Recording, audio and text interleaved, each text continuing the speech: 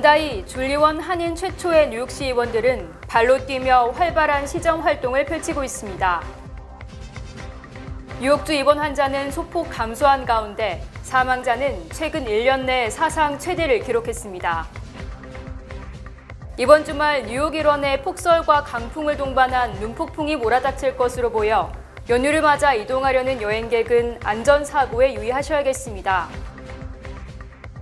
한인 남성이 노숙자에게 자신의 코트를 벗어 덮어주다 오히려 폭행당하는 사건이 발생했습니다.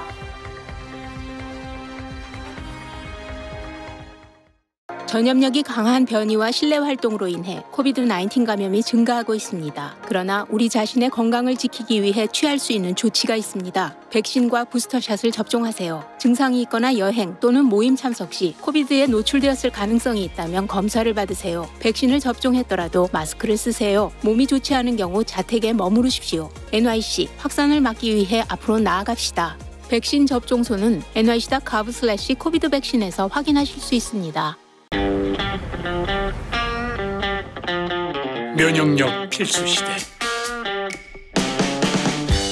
기능성을 나라에서 인정받고 122년 역사가 증명한 6년간 홍삼의 면역력이 당신의 면역력이 될 수 있도록 기능성을 인정받은 면역력의 힘, 정관장. 시청자 여러분 안녕하십니까? 금요일 TKC 뉴스데스크 첫 소식입니다. 린다이 줄리원 한인 최초의 뉴욕시 의원들은 발로 뛰며 활발한 시정 활동을 펼치고 있습니다. 뉴욕시 의원 23선거구를 대표하는 린다이 시의원과 26선거구의 줄리원 시의원은 지난 1일부터 공식적인 시정 활동을 시작했습니다. 연초부터 오미크론 확산으로 뉴욕시 전체가 혼란스러운 가운데 이들은 자신이 관할하는 학교들과 소상인들을 방문하고 어떤 필요가 있는지에 대해 파악했습니다. 롱아일랜드 시티, 써니사이드, 아스토리아, 우드사이드 등을 대표하는 줄리원 시의원은 선거구 내 초등학교와 중학교 4곳을 방문하고 개인보호 장비 등을 전달했습니다. 교직원과 학생들을 만나 어떤 도움이 필요한지에 대해 들어보는 시간을 마련했습니다. 원 의원은 1월 한 달 동안 선거구 내 모든 학교들을 방문할 계획이라고 밝혔습니다. 그는 보도자료를 통해 교직원과 학부모 그리고 학생들이 가진 염려에 귀를 기울이고 특히 오미크론 확산으로 모든 학생들을 안전하게 지킬 수 있도록 싸울 것이라고 말했습니다. 베이사이드 일부 지역과 더글라스톤, 오클레드 가든, 프레시메도우 등을 대표하는 린다이 시의원은 퀸즈 보로장으로부터 제공받은 코로나19 자가검진 키트를 지역 주민들에게 배달했습니다. 이 의원은 65세 이상 면역체계가 약한 주민들은 자신의 선거구 사무실로 전화하면 무료로 받을 수 있다고 밝혔습니다. 또 린다이 의원은 힐사이드 애비뉴에 위치한 소상인들을 방문해 자신을 소개하고 업주들의 고충을 듣는 시간을 가졌습니다.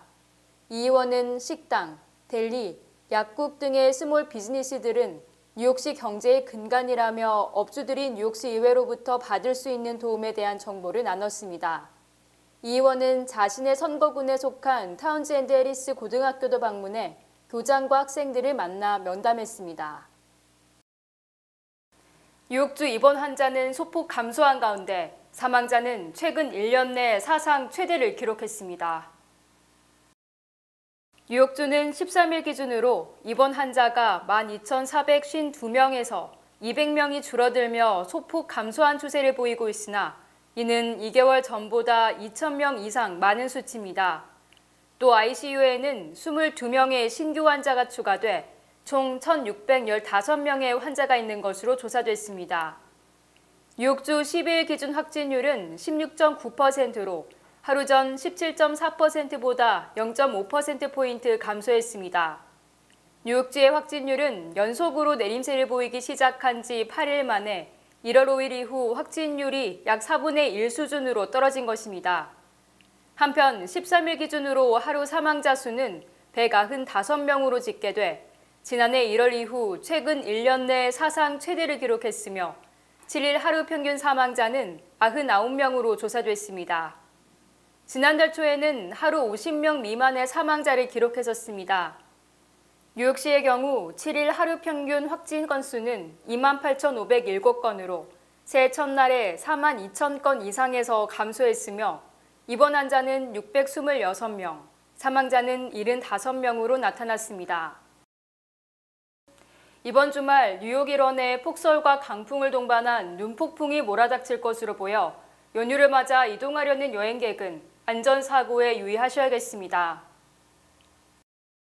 국립기상청에 따르면 뉴욕시를 비롯한 뉴욕, 뉴저지, 커네티컷주 일대에는 16일 밤부터 17일 밤까지 강한 눈폭풍이 몰아쳐 1인치에서 많으면 6인치까지 눈이 쌓일 것으로 예상됩니다. 이번 눈폭풍은 시속 40에서 50마일, 지역에 따라서는 60마일까지의 강한 바람이 불 것으로 전망됩니다. 이 때문에 콘 에디슨 등의 에너지 회사들은 주민들에게 강풍으로 인해 단전 사태가 일어날 가능성에 유의해 줄 것을 당부했습니다. 또 기온도 급격히 내려갔으며 전문가들은 강풍으로 인해 실제 체감 온도는 이보다 훨씬 낮을 것으로 내다봤습니다. 17일 마틴 루터 킹 주니어 데이 연휴를 맞아 이동하려는 여행객은 안전사고에 유의해야 할 것으로 보입니다. 한인 남성이 노숙자에게 자신의 코트를 벗어 덮어주다 오히려 폭행당하는 사건이 발생했습니다. 12일 오전 8시 30분경 맨해튼 미드타운 41번가에서 59세 한인 남성이 인도에서 자고 있는 남성에게 자신의 코트를 벗어 덮어주다가 공격을 당하는 사건이 발생했습니다. 경찰에 따르면 피해자인 한인 남성이 노숙자에게 자신의 코트를 벗어 덮어주려던 순간 땅에 내던져지고 주먹으로 수차례 강타당한 것으로 알려졌습니다. 또 피해자가 소지하고 있던 지갑을 빼앗은 것으로 드러났습니다. 경찰은 신고를 받고 한 블록 떨어진 곳에서 오하이오에 거주하는 25세 자비의 이스라엘을 강도, 대규모 절도, 폭행, 협박, 도난재산 범죄 소지 등의 혐의로 체포했습니다. 에릭 아담스 뉴욕시장은 피해자가 훌륭한 일을 했다며 누군가가 도움을 주는 사람을 공격하는 것을 본다면 그것은 사람들이 고통스럽다는 신호라고 말했습니다. 경찰은 이스라엘이 지난 2주 동안 2번 체포됐으며 1월 2일 센트럴파크에서 무작위로 2명의 18세 여성을, 1월 8일 어퍼이스트 사이드에서 자신을 도우려던 49세 여성을 폭행했다고 밝혔습니다. 뉴욕시 정치인들이 공립학교 원격 수업을 요청하고 일부 교사들도 대면 수업을 거부함에 따라 어제 에릭 아담스 뉴욕시장이 원격 수업 여부를 검토하겠다고 밝혔습니다. 에릭 아담스 뉴욕시장은 13일 기자회견에서 여전히 아이들에게 가장 안전한 곳은 학교라고 믿는다고 말했습니다. 그러나 코로나19 사례가 급증하면서 뉴욕시 공립학교 내 더 많은 수의 학생과 교사들이 원격 수업을 요구하고 있습니다. 10일 기준 학생 출석률은 76%를 기록하고 100개 이상의 학교가 60% 미만의 출석률을 보였으며 50개 이상의 학교가 50% 미만의 출석률을 보고했습니다. 일부 교사들은 교사노조 사무실 밖에서 원격 수업을 요청하며 시위를 벌이는 등 대면 수업을 거부하기도 했습니다. 이에 따라 아담스 시장은 교사연합 회장인 마이클 멀그로와 긴밀히 협력하고 있으며 임시로 원격 수업 여부 옵션을 제공하는 것에 대해 검토하겠다고 밝혔습니다. 그러면서 우리는 이러한 위기를 극복할 수 있고 안전한 환경에서 아이들을 교육할 올바른 방법을 찾을 것이라고 말했습니다. 아담스 시장은 이날 원격 수업의 세부 내용에 대해서는 언급하지 않았습니다. 코로나19로 의료 시스템 마비 우려가 고조되는 가운데 연방대법원이 바이든 행정부의 민간 기업 백신 접종 의무화 조치에 대해 무효 결정을 내렸습니다. 연방대법원은 13일 연방직업안전보건청이 지난해 11월 100인 이상 민간기업 종사자의 백신 접종을 의무화한 것은 과도한 권한 행사라며 시행을 중단하라고 판결했습니다. 연방대법원은 이날 찬성 6대 반대 3, 즉 보수파 대법관 6명 전원이 무효 결정에 찬성했습니다. 다만 대법원은 요양원과 병원 등 의료시설 종사자에 대한 백신 접종 의무화 조치에 대해서는 5대4로 효력을 인정했습니다. 바이든 대통령의 100인 이상 민간기업 백신 접종 의무화 대상은 8천만 명 이상으로 접종 정체를 돌파하기 위해 야심차게 추진한 정책이지만 결국 국가가 개인의 건강권을 과도하게 침해할 수 없다는 논리로 좌절됐습니다. 지난해 뉴욕과 뉴저지 소재 대학의 재학생 감소율이 전국 평균보다 2배나 높은 것으로 조사됐습니다. 전국 학생 클리어링 하우스는 2021년 가을 학기 대학생 등록 현황을 분석한 결과 미 전역 대학생은 4년제 주립대 776만여 명, 4년제 사립대 377만여 명 등 1,730만 2천여 명으로 1년 전보다 2.7% 줄었다고 발표했습니다.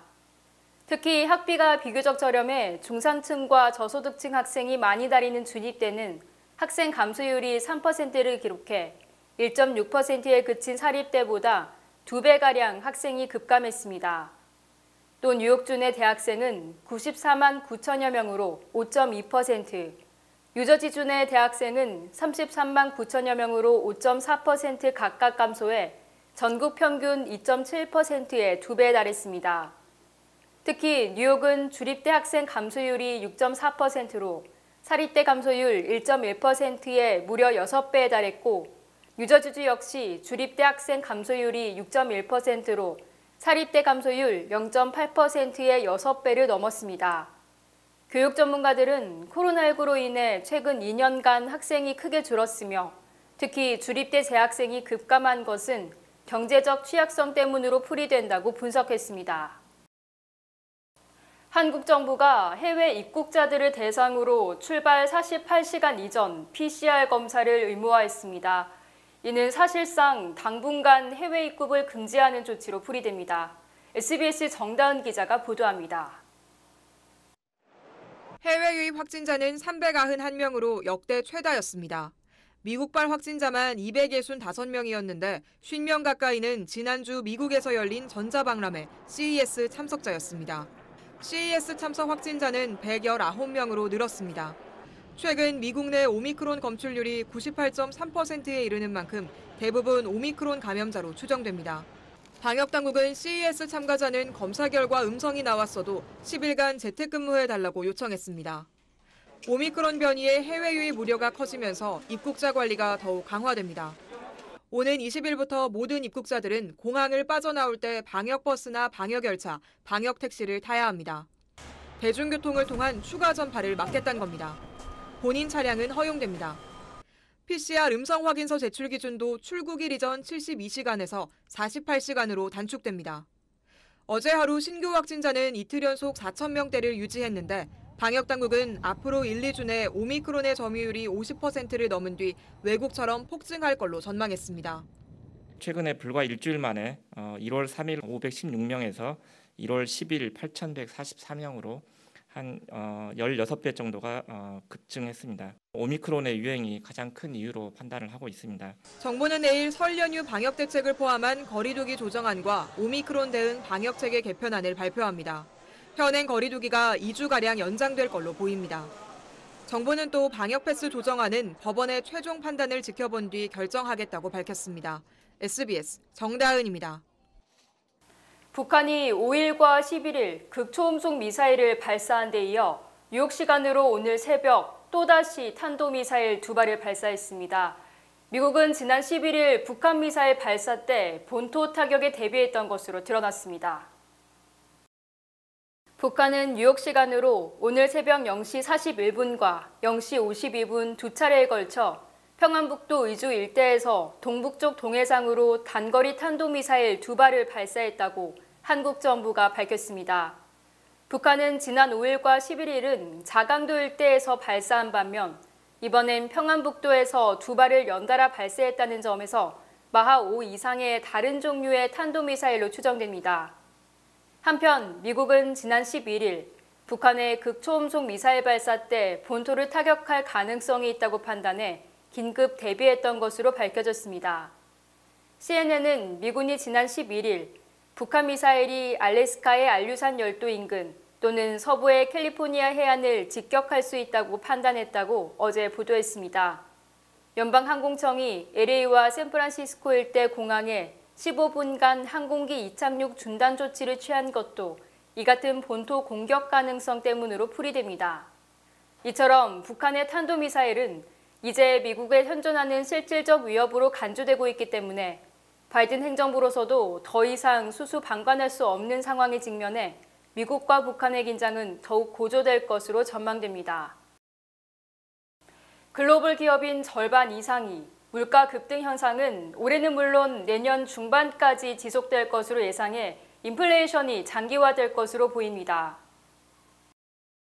소비자 신뢰지수 조사기관인 컨퍼런스 보드가 지난해 10월에서 11월 글로벌 기업 최고 경영자 917명을 대상으로 설문조사를 실시한 결과 82%는 가격 상승 압력에 직면한 상태라고 답했습니다.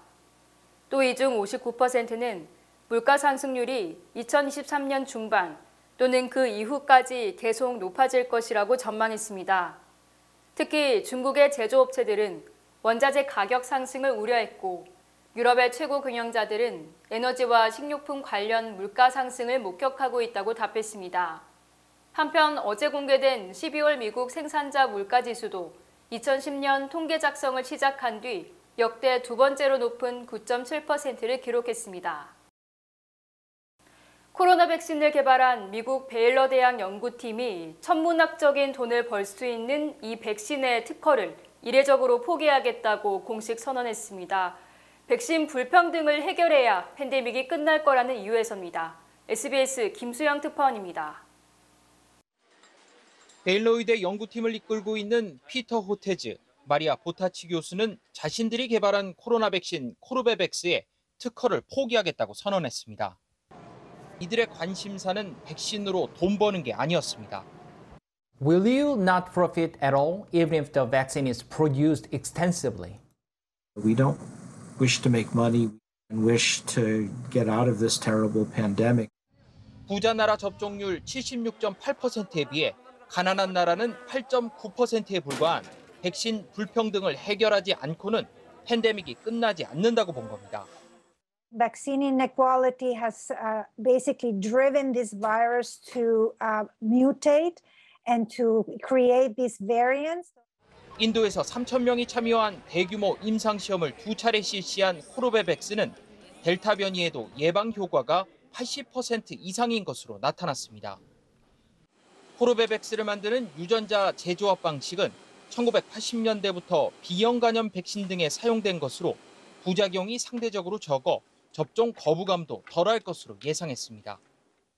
두 교수는 백신 생산 능력을 갖춘 한국이 백신을 함께 생산해 저소득 국가에 공급하자고 제안했습니다.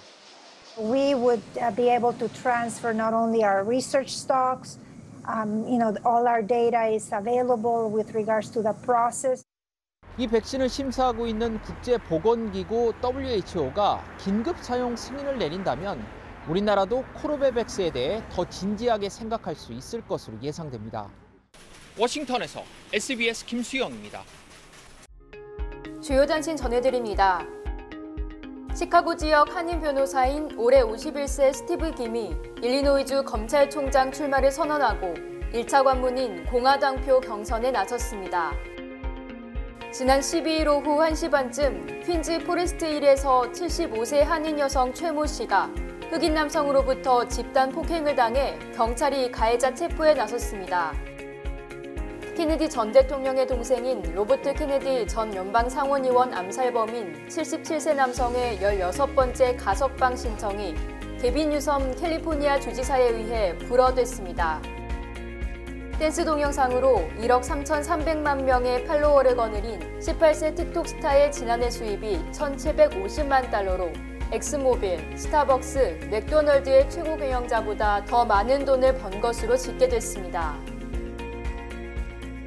올해 80세인 레이몬드 켈리 전 뉴욕시경 국장이 지난 2001년 9.11 테러와 관련해 장애 판정을 받아 앞으로 매년 시경국장 재직 시 연봉의 75%인 15만 달러씩의 연금을 받게 됐습니다.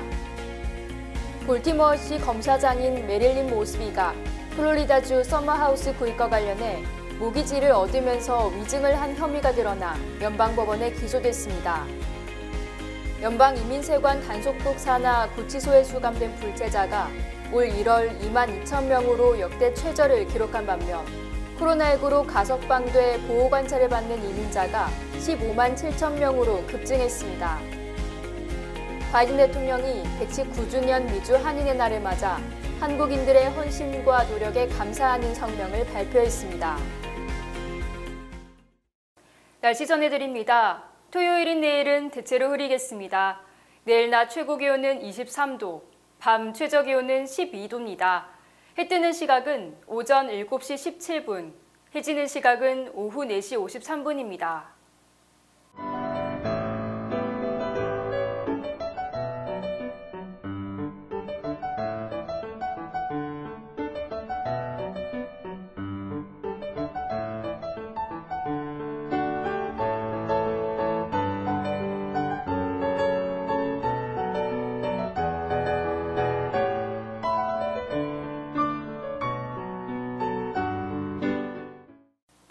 금요일 TKC 뉴스데스크 여기서 마치겠습니다.